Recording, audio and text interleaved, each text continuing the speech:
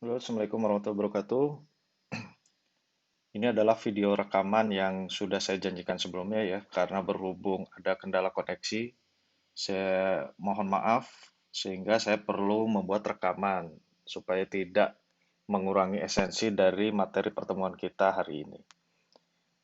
Nah, materi yang mau saya bahas terkait dengan mata kuliah kita yaitu saya ambil topik dengan materinya adalah konten marketing.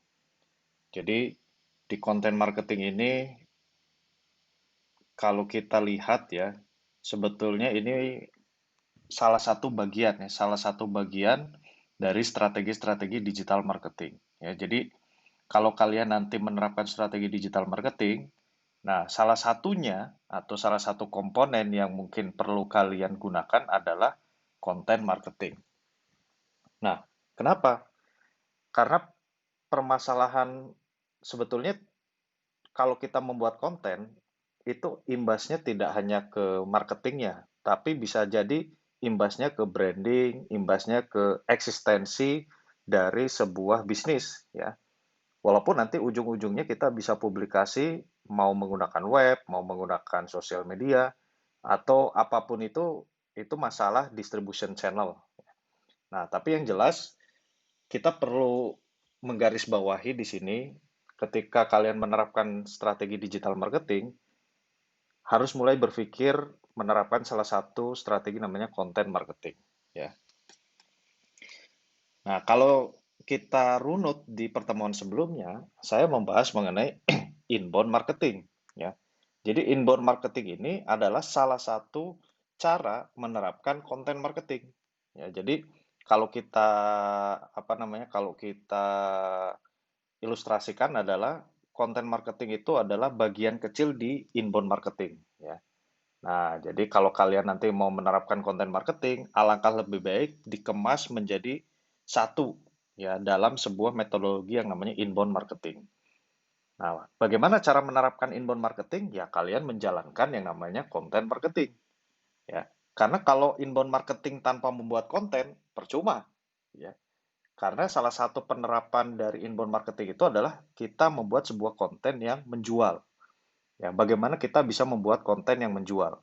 Karena ujung-ujungnya adalah kita harus bisa menarik calon prospek. Ya, jadi disebutnya calon prospek, bukan calon customer. Masih jauh dari customer ya. Jadi sebelum jadi customer itu prospek dulu, atau bahasa Inggrisnya disebut dengan leads. Jadi bagaimana kita mencari calon prospek, ya. Nah, gimana caranya? Kita menerapkan sebuah metodologi namanya inbound marketing. Salah satu teknik di dalam menggunakan inbound marketing, kita menerapkan yang namanya pembuatan konten, ya, pembuatan konten marketing. Nah, disitulah tahap pertama di sini ya, attract. Jadi kita harus membuat yang namanya konten marketing itu di tahapan pertama ini, di attract ini. Nah, nah, jadi kalian nanti harus punya yang namanya tim konten marketing. Ya, karena yang namanya konten marketing ini kompleks ya. Itu bisa jadi sebuah organisasi tersendiri.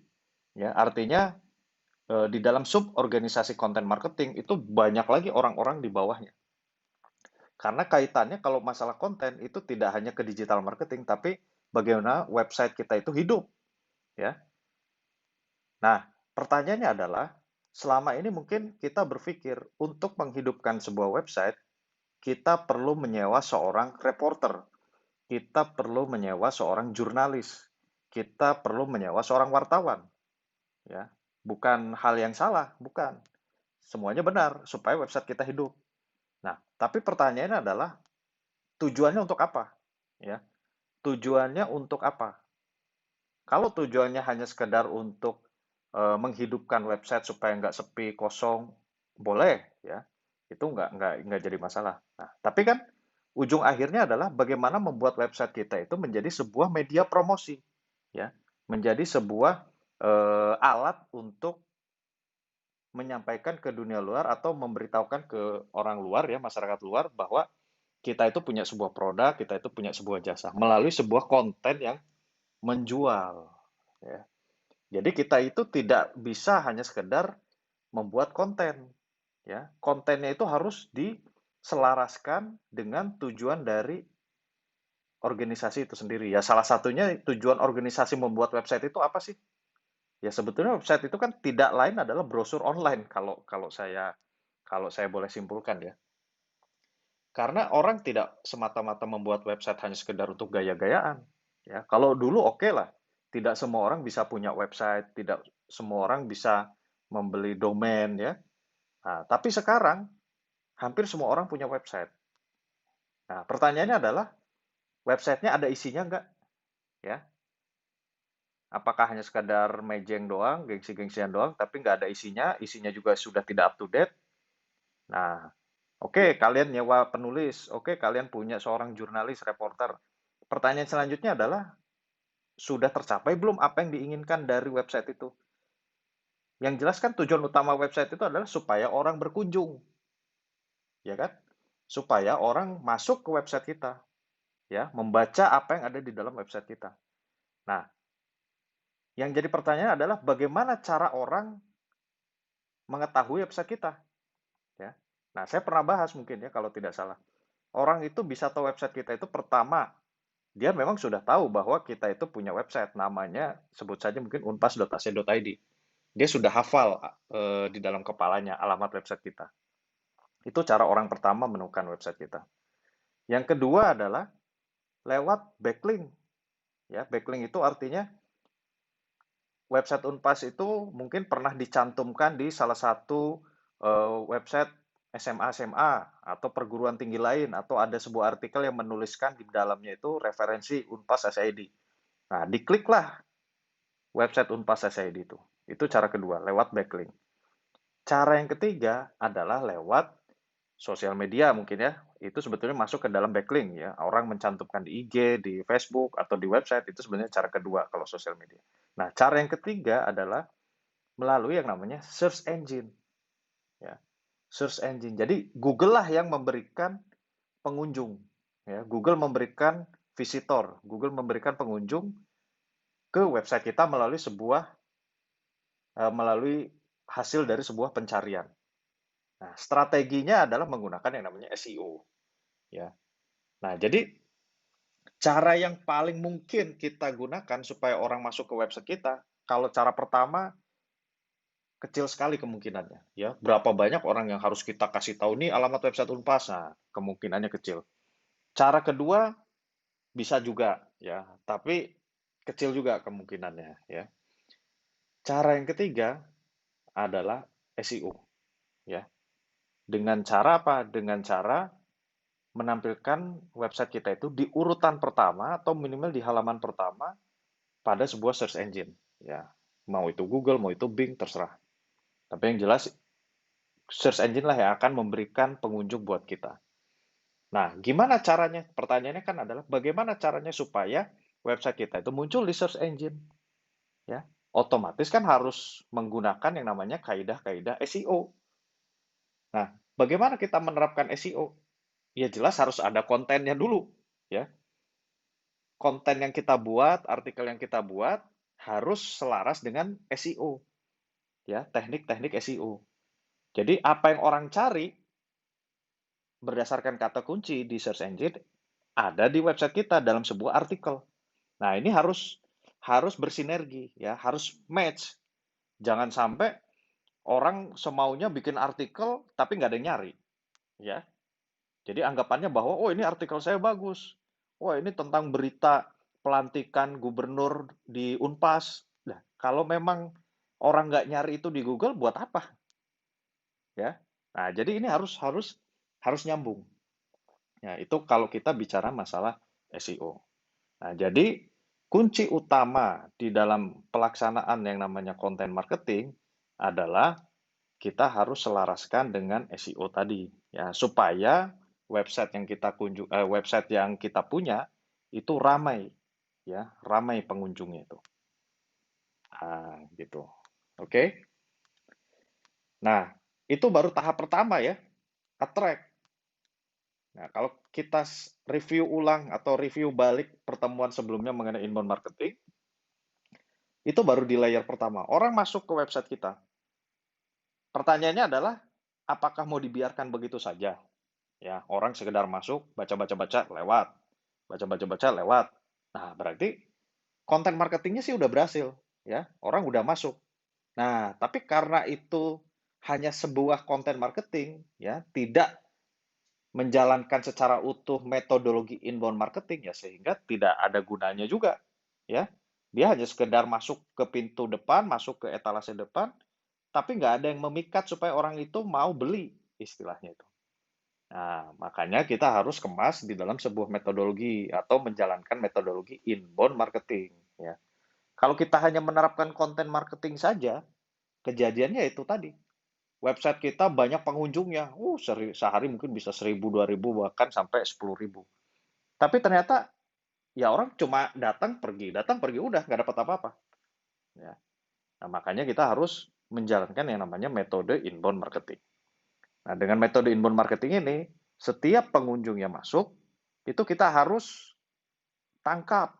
Ya, kita harus istilahnya itu data, ya. Datanya kita collect.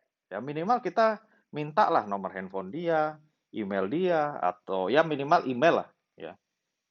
Makanya di sini salah satu caranya adalah di-convert, ya, dalam bentuk sebuah pop-up yang muncul.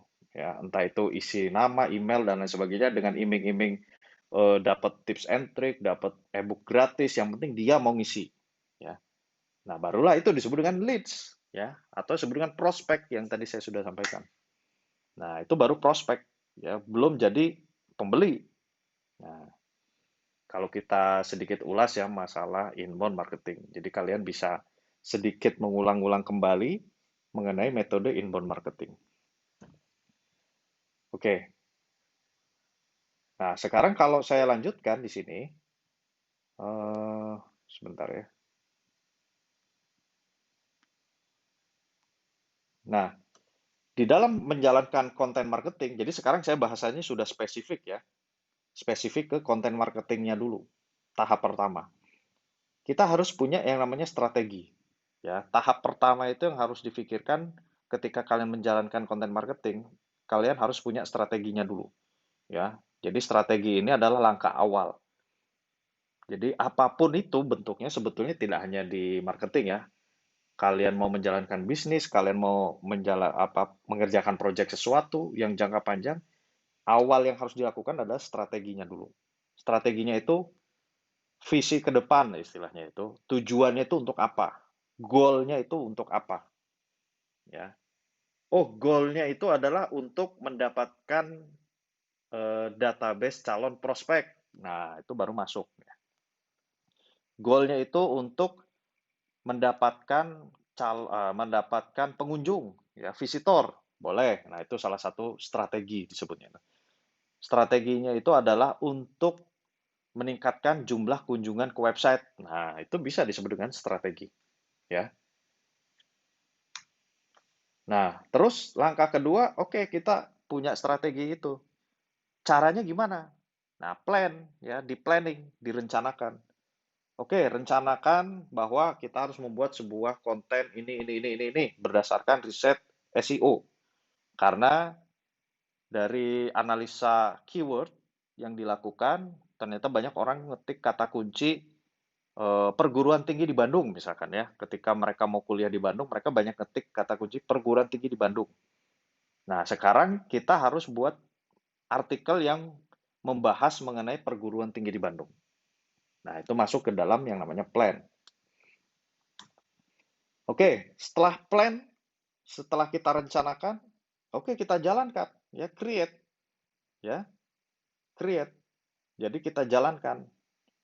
Oke, artikel apa aja yang harus kita buat? Judulnya. Oh, 5 perguruan tinggi swasta di Bandung. Nah, kan itu bisa jadi judul. Terus perguruan tinggi terkenal di Bandung. Nah, pokoknya mengandung kata kunci perguruan tinggi, ya. Tips supaya kalian masuk perguruan tinggi favorit di Bandung. Nah, itu kan bisa juga. Ya, oke, siapa yang mengerjakan? Artikelnya harus ditulis dengan gaya bahasa begini. Panjangnya minimal sekian. Nah, itu kan di-create ya. Nah, setelah create, kita publish ya. Kita publish. Kita publish artinya Dari konten yang udah kita buat itu mau dimuat di mana? Ya, tidak mesti website sendiri, ya. Bisa jadi kita numpang artikel di situs Detik, di YouTube dalam bentuk video, di podcast, ya. Pokoknya channel-channel apapun bisa kita gunakan, ya. Tinggal masalah menuangkan bentuk kontennya saja. Apakah konten itu bentuknya artikel, video, suara, gambar juga bisa. Nah, setelah kita publish, jangan lupa urutan terakhir adalah measure, ukur, ya. Kita harus bisa mengukur. Jangan sampai kita loss begitu saja. Anggapannya bahwa udahlah, ya pasti bagus, pasti menarik. Ya nggak bisa gitu. Semuanya harus terukur. Jadi kita harus bisa lihat artikel mana yang banyak dikunjungi, artikel mana yang orang bacanya cuma sebentar, numpang lewat, artikel mana yang, nah itu harus dianalisa. Kita harus ukur. Supaya apa? Supaya menjadi bahan evaluasi selanjutnya ketika kita nanti mau membuat artikel atau tulisan-tulisan yang lain.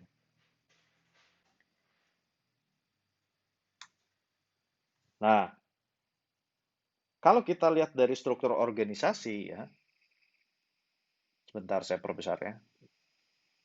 Nah, kita dikomandoi oleh yang namanya Chief Marketing Officer. Jadi di atas kita itu ada namanya Chief Marketing Officer, ya CMO. Jadi CMO itulah yang melakukan yang namanya planning. Jadi Chief Marketing Officer ini orang-orang yang punya plan. Tujuannya untuk apa nih kita bikin konten? Nah, itu yang tadi saya sebutkan di awal ya. Dia harus meng-create goal jangka panjang. Tujuannya adalah bulan depan atau tahun ini kita harus bisa mendatangkan pengunjung ke website sebanyak 5.000 orang per hari. Nah, itu kerjanya CMO ya. Supaya apa? Supaya ini. Ya, terus nanti sama dia dipetakan ke dalam sebuah strategi-strategi jangka panjang ya, menerapkan inbound dan lain sebagainya.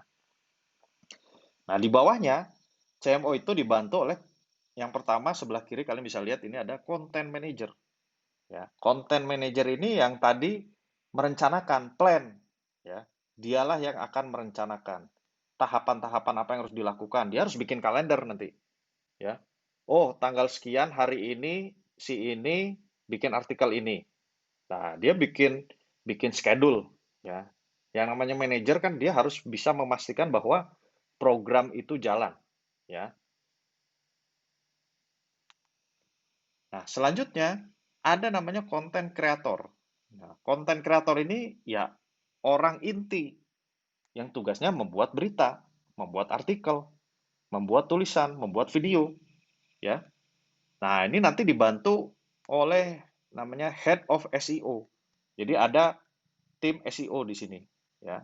Itu di bawah content creator, dia yang tugasnya tadi menganalisa artikel apa nih yang harus kita buat.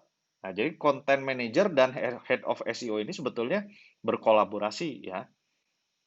Content manager mendapatkan masukan-masukan. Ini judul-judul artikel yang mungkin bisa kita muat nih ya. Nah, nanti dari sini dapat judulnya, dapat jadwalnya, dibuatlah oleh copywriter. Ya, copywriter lah yang akan membuat artikel. Nah, dia berarti seorang penulis, ya. Dia membuat tulisan-tulisan yang memang sesuai dengan kaidah-kaidah jurnalis dan punya nilai estetika dan tidak hanya itu saja, dia harus bisa membuat sebuah tulisan yang menjual, ya. Menjual itu artinya ya sedikit banyak ada selingan-selingan menyisipkan produk kita di dalam artikel itu, ya. Nah, terus di bawahnya dibantu oleh editor. Editor ini fungsinya untuk melihat ya, mengecek takutnya ada salah tulis, salah kalimat, salah pengucapan. Nah, itu ya. Jadi dari copywriter akan diberikan ke editor. Nah, dari editor itu sebetulnya copywriter dan desainer itu bekerja bareng ya. Nah, nanti diedit ya oleh editor. Desainer itu tugasnya ya mungkin membuat thumbnail ya, cover depan, gambar-gambar image ya, atau dia nanti ngebuat dalam bentuk infografiknya, ya itu desainer. Fotografer mungkin kalian tahu dia tugasnya meliput, ngambil foto. Oke, sekarang kita mau buat video apa-apa. artikel apa nih, saya perlu foto ini, ya dia mungkin ngedadak cari foto dan lain sebagainya. Nah, videographer pun itu biasanya kita gunakan ketika kita membuat konten untuk video ya YouTube. Ya, ini menjadi sebuah bahasan sendiri sebetulnya videographer ini. Terus kalau memang kita mau ke podcast, ya berarti ada juga tim podcast producer. Ya, nah ini di bawah content creator, yaitu create. Ya, kalau kalau di dalam struktur ini adalah create. Ya. Nah, selanjutnya content distribution. Kalau di dalam hierarki ini adalah publish. Ya. Jadi dari semua konten yang sudah kita buat, ya kita publish. Ya. Dia tugasnya untuk mempublish, memposting, mau ke website, mau ke sosial media, mau ke portal berita yang lain, terserah. Ya, itu sesuai dengan arahan dari content manager. Ya, berdasarkan analisa.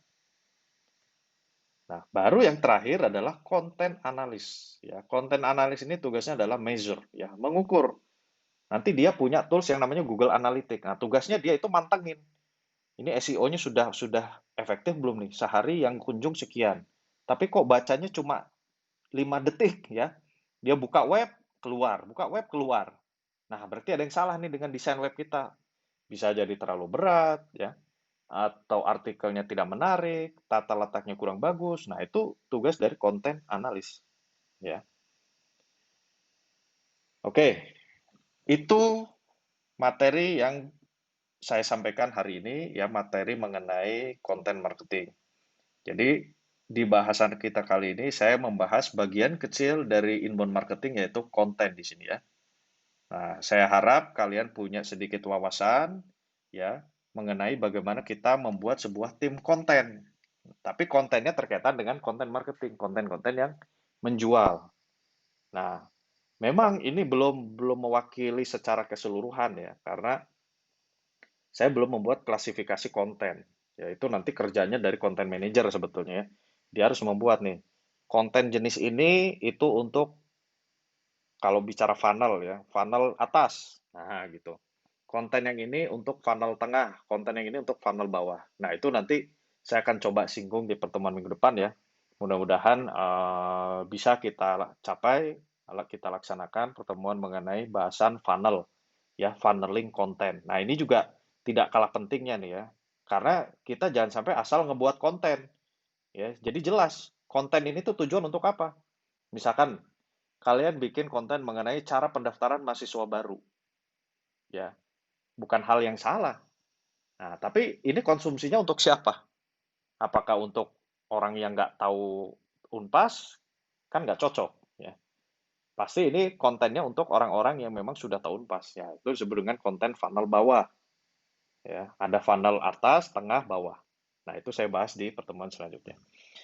Oke, itu dulu ya pertemuan kita hari ini. Terima kasih. Jangan lupa tugasnya seperti biasa buat rangkuman resume dari pertemuan kita hari ini. Silakan diupload. Saya tutup. Terima kasih. Assalamualaikum warahmatullahi wabarakatuh.